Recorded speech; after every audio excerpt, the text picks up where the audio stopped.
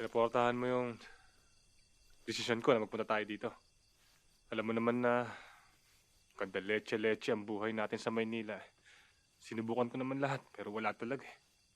Hayaan mo, baka dito swertihin na tayo, ha? Lalo na ngayon na meron na tayong anak. Alan, baka pwedeng di mo laging pagagalitan si Big Bok? Bakit, Isay? May problema ba? Wala naman, Alan. Mabait na bata si Big Bok.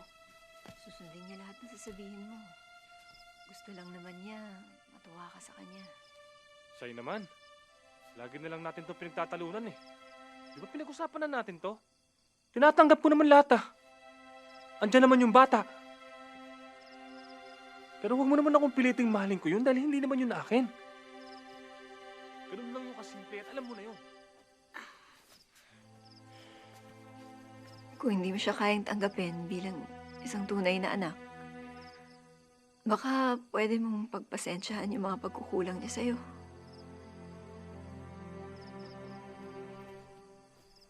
Tulog na tayo. Paulit-ulit na lang. Pambihira. Lagi na lang tayong ganito.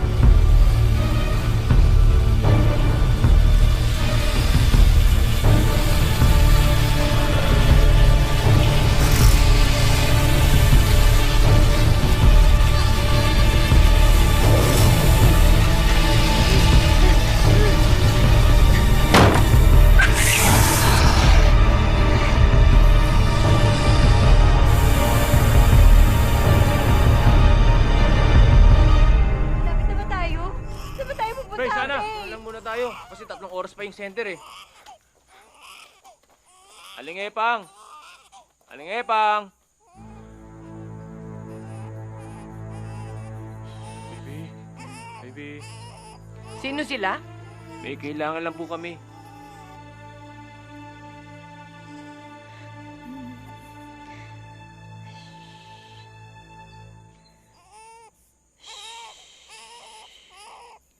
Humuhupa ng kanyang mga pantal. Pero wag mong tatanggalin ang mga dahon, ha? Sa kamamayang tanghali, paglubog ng araw, palitan niyo uli ng bagong dahon. Aling Epang, ano po yung sanino mga pantal? Hindi ito pangkaraniwan. Pero bukas, kung hindi pa siya magaling, ibalik niyo siya rito. Wala rin pala. Paano po namin kayo babayaran? Saka na, Iha. Saka na. Salamat po, ha. Shh.